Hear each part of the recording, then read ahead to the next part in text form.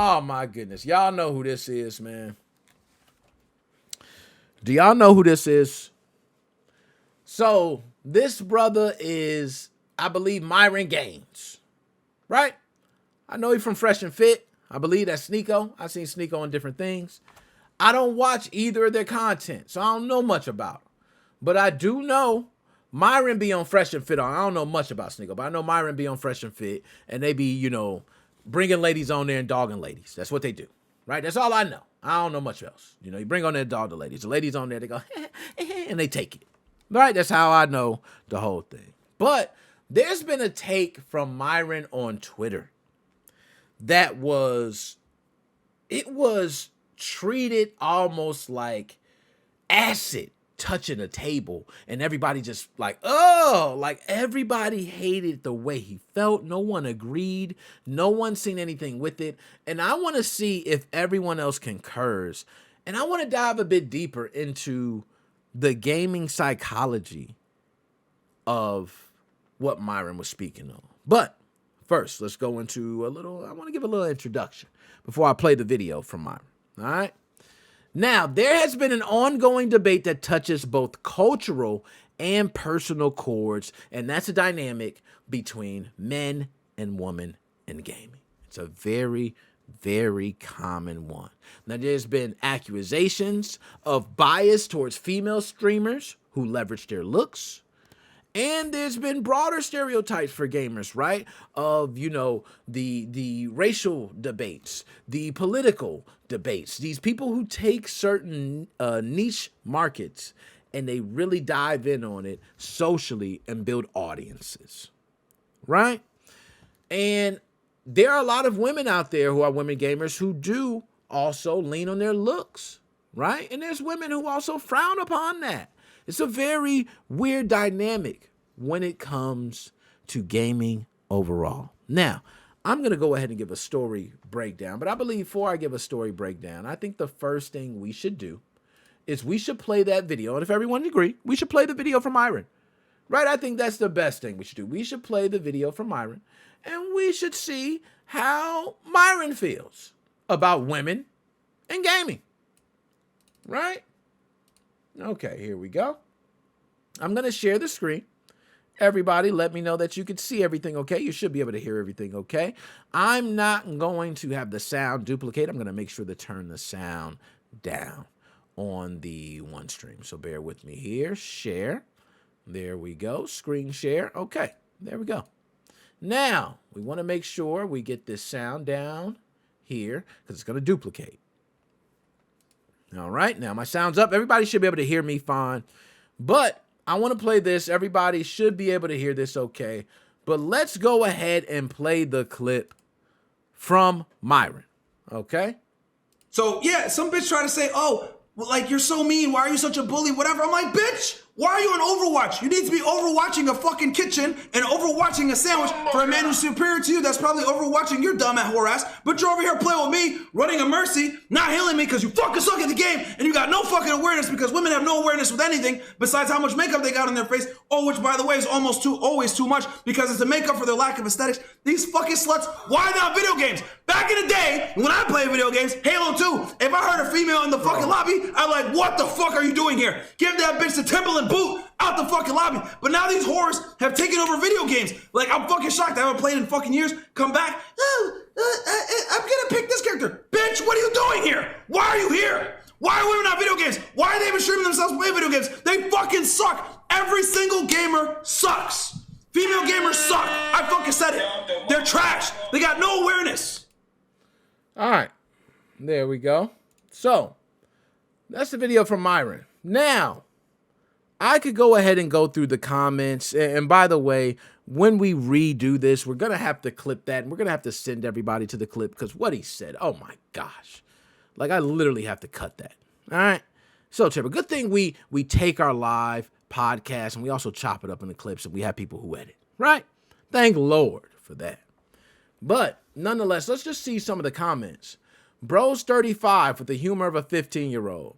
He's 100% closeted. Myron always speaks bad about women. There is something wrong with him. Someone must hurt him really bad in the past, and he hasn't mentally recovered from that.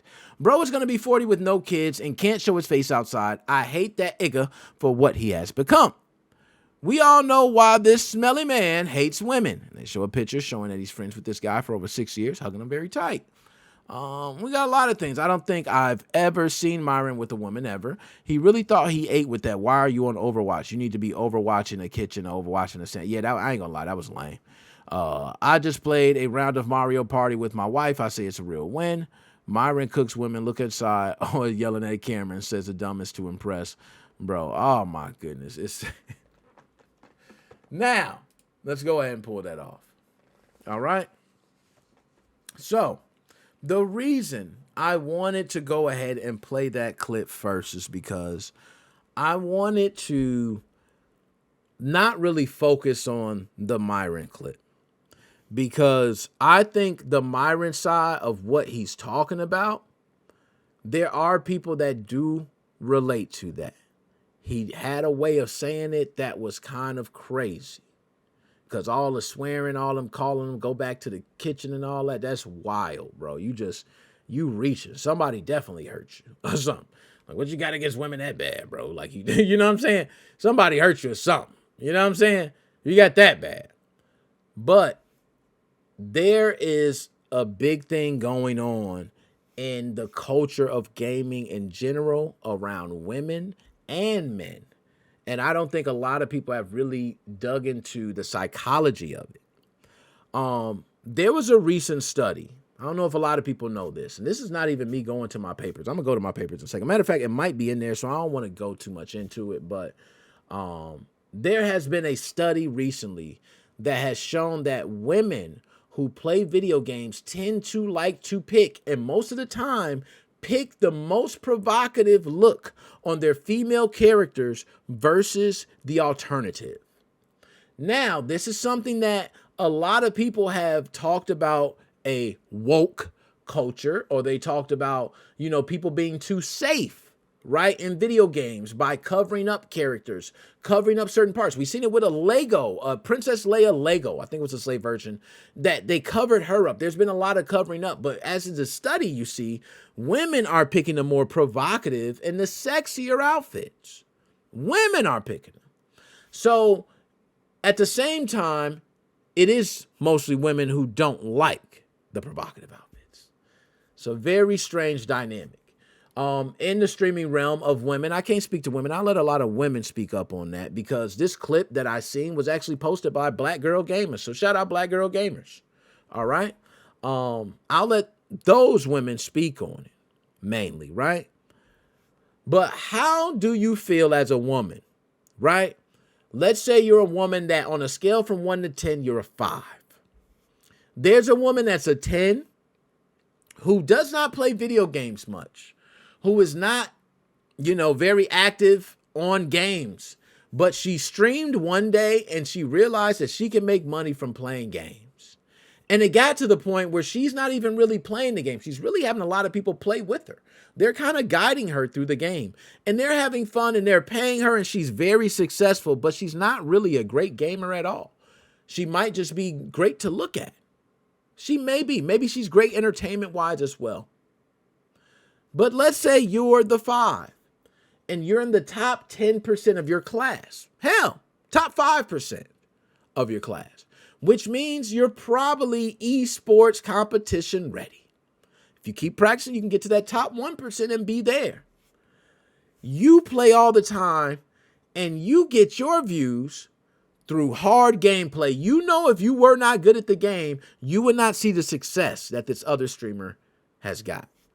Does that bring a sense of jealousy, a sense of envy, a sense of hate, a sense of spite? To me, I would understand so. Rightfully so, I feel. That's what happens to a lot of males in the genre. There's a lot of males that feel as though women come in and take what's theirs. Now, me, I don't feel that way because I feel as though there's enough for everybody to eat. There is, believe it or not, y'all. There's enough for everybody to eat. But there are a lot of people who don't want to sit there and watch a girl streamer just look pretty, and they get mad and it burns them up inside because they know she's just sitting there looking pretty. And it burns them up. All right. So now I want to see what Joe said. To be honest, most of the girls do the game Steam just for the money. There are some 100% true girl gamers. And that's from Joe. Reason I mention that is because there are some gamers out there that are women that are extraordinary, man. That are some of the top. I play Clash Royale. My wife could testify. There was a woman in there, Jaylene, who we actually watched go against somebody else. Jaylene, big shout out to you. Dap me up, hairy knuckles and all. You know what I mean? She stomped somebody, bro. She stomped somebody that was the top. They was the winner of the tournament. She beat them. She was actually one of the only people that beat them. So big shout out to Jaylene. It sometimes happens that way. You get girls who are great at games, bro, believe it or not. And more girls are playing games, so more girls are getting better. You're going to see more girl streamers, believe it or not. But there are guys that don't like that. There are a lot of people in the podcasting realm that don't like celebrities coming out doing podcasts, right? There are people who are doing sports podcasting who don't like these players come doing podcasts. There's always going to be a level of competition, even in gaming. And I think that's what we're seeing come to light now. We're seeing a lot of people not be so scared of speaking up about some of these things that they may have been scared of in the past. Now, I want to give two sides to this, and I'll try to do my best. Many male gamers and content creators voice frustration over perceived advantages for female streamers who gain popularity by, by showing cleavage or adopting an overly flirtatious persona to their audience. For podcasters and streamers focusing on skill, strategy, or personality, this can feel like an unfair playing field, and male creators often need to work harder to earn their audience, while some female streamers gain followers more quickly due to their physical appearance rather than their content. That is from the male perspective. Female perspective. Women in gaming face a lot of different challenges. They got harassment, dealing with men, right? Just in general, dealing with us. We could be a lot. I ain't gonna lie, ladies. We could be a lot. Judgment, them being a woman. Why are you playing the game? Shouldn't you be doing this? Like my man Myron just said, shouldn't you be overwatching the kitchen? No. You know what I'm saying? They feel like there's a lot of judgment that comes there. And being labeled as fake gamers. We talked about it as well. We just described. There are women who are out there just for the looks. Why is that a common stereotype? Why is that a common stereotype? Okay, but research has shown that even among female gamers, there's a divide, that some female gamers resent female creators who utilize sexualization to build their audience, and they believe it reinforces the harmful stereotypes about women in gaming. There are other women who feel empowered by using these tools and whatever they can to be successful. Okay, there's a lot. There's two sides to every coin. There's two sides to every coin. So what are you going to have? All right. And he's such a bigot. Says Myron's such a bigot. You know what I mean? And I will agree. One thing I don't like what he said. So let me just go over what Myron said, because I want to speak about what he specifically said. He said, when I'm playing a game and a woman comes into my game, I'm like, what are you doing in Overwatch? You should be overwatching the kitchen. That would, first of all, his joke's bad, man. We just gonna start there. I ain't gonna hate on you just because you're Myron. It's a thing to do. Literally, that joke was lame as hell, bro. You could have said overwatching this, you know what I'm saying? Like, you could have came somewhere better. You said overwatching the kitchen. How you cursing that many times and swear that many times, but you don't say the obvious, overwatching this, like everybody would have said that. That was an obvious give me for that one. He didn't take it. He said overwatching the kitchen, overwatching the, it was just like, man. It was bad. But as far as what he said, I will say this. I typically don't want to game with other women, and that's my own preference. I know that might sound crazy, y'all. That might sound crazy. But hear me on this. I have a wife. And playing a video game with a woman, I take it as if I'm sitting down on the couch playing a video game with a woman. That's how I have to look at it. And if I'm sitting down on the couch playing a video game with a woman, There are certain things that can happen in a video game between a male and a woman that could actually build bonding. Beating a level together with anyone can build bonding, right? If I have my homie and me and my homie beat the game, it's a bonding moment. So if you beat the game with another woman, that's a bonding moment that you have with another woman. And I believe that the more bonding moments you can have could lead to misconstruing things. You know what I'm saying? Maybe throw a flirt in there. Ooh, the way you killed him was nice. You know, and that to me is not, I don't know. So for me, myself, I prefer not to. If it is, it's a game like Clash Royale. There is no talking. You don't see the person. You kind of just do emotes and stuff like that. That I don't mind. But like Call of Duty, to have one of my clanmates be a girl, you like talking to me and she like, hey, how you doing today? And so, and I know that I feel so bad because I feel just as like a bigot like Myron. You know what I'm saying? I feel like him. I feel like a bigot. You know what I'm saying? But that's just me, man. That's just me. All right. And I don't want to cause any blurred lines, any problems or anything like that. All right. Now, we're going to go ahead and get ready to move on. I don't think I got much else to say on that. Nah, I ain't got much else. That was enough said. Y'all already know. I can go down. I got tons of notes on everything. Notice I don't even be going to my notes most of the time, bro. If you want to see how much I be having written down, I got tons of stuff written down. I don't even be going through. I go a lot of this stuff off the top of the dome, popular poems, but you know, I got double standards, cultural conditioning, harassment and gatekeeping, bias in gaming communities, evolving attitudes, community education, balancing the playing fields. I got so many topics that I could dive into. So that's why I like to have the different topics so I can dive into anything at any point. And I kind of know a lot about different things. So I could, you know, like a chameleon with that.